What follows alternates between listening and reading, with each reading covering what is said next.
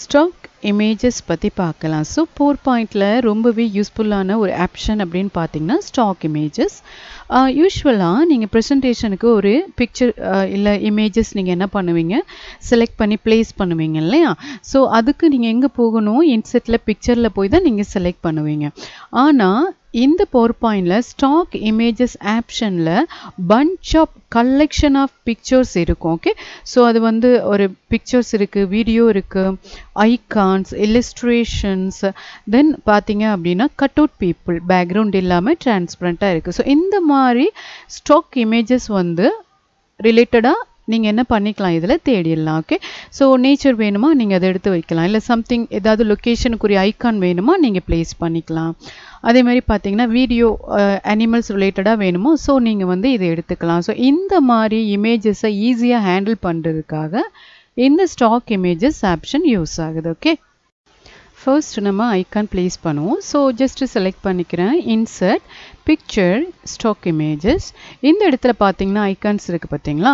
இந்த ஐக்கான்ஸில் உங்களுக்கு மியூசிக் ரிலேட்டடாக வேணுமா, location, people, faces, travel, so இந்த மாதிரி நீங்கள் என்ன பண்ணிக்கலாம், என்ன ஐக்கான்ஸ் வேணுமோ நீங்கள் அதை எடுத்து ப்ளேஸ் பண்ணிக்கலாம். ஓகே, ஸோ இப்போ நம்ம என்ன பண்ண போகிறோம், மியூசிக் ரிலேட்டடாக ஒரு ஐக்கான் நம்ம வந்து வைக்க போகிறோம். Okay, so just select and insert.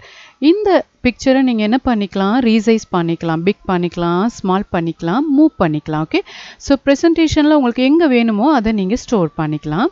Next picture, the same insert picture stock image. The first பார்த்தீங்கன்னா இமேஜஸ் இருக்குது பார்த்தீங்களா? இந்த இமேஜஸ்லேயே பார்த்தீங்கன்னா பியூட்டி ரிலேட்டடாக வேணுமா, டெக்ஸ்சர், பிஸ்னஸ், ஃபர்னிச்சர், ஆரஞ்சு, இந்த மாதிரி உங்களுக்கு என்ன மாதிரி வேணும் அப்படின்னு சொல்லி நீங்கள் இதில் எக்ஸ்ட்ரா வேணும், இப்போ கம்ப்யூட்டர் ரிலேட்டடாக வேணுமா நீங்கள் இதில் செலக்ட் பண்ணிக்கலாம். ஓகே, ஸோ செலக்ட் பண்ணிவிட்டு எந்த இமேஜ் வேணுமோ அதை ஜஸ்ட் செலக்ட் பண்ணி இன்சர்ட் கொடுத்துட்டு உங்கள் ப்ரெசன்டேஷனுக்கு நீங்கள் என்ன பண்ணிக்கலாம், கரெக்டாக யூஸ் பண்ணிக்கலாம்.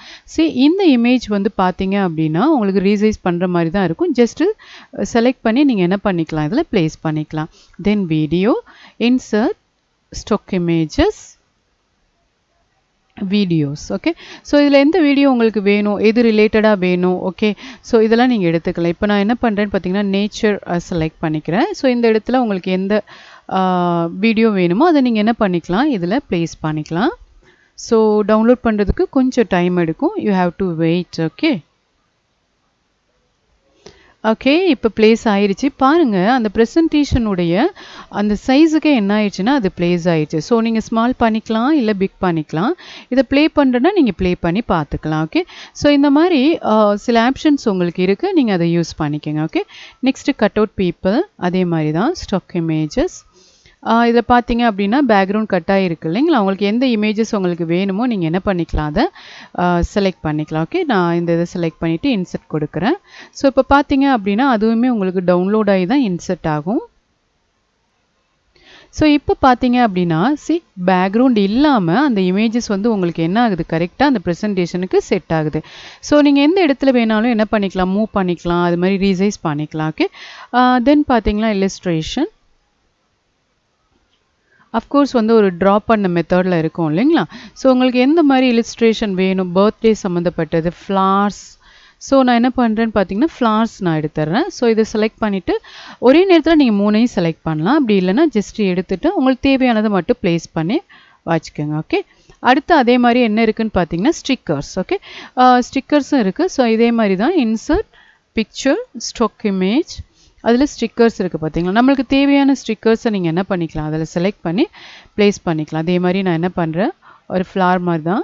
ஸோ அதை செலக்ட் பண்ணி ஜஸ்ட் ரீசைஸ் பண்ணி இந்த மாதிரி வச்சுக்கிறேன். ஸோ இதுதான் என்னென்னு பார்த்தீங்கன்னா stock image, bunch of collection of quality images இருக்கும். உங்கள் ப்ரெசன்டேஷனுக்கு நீங்கள் என்ன பண்ணிக்கலாம், யூஸ் பண்ணிக்கலாம்.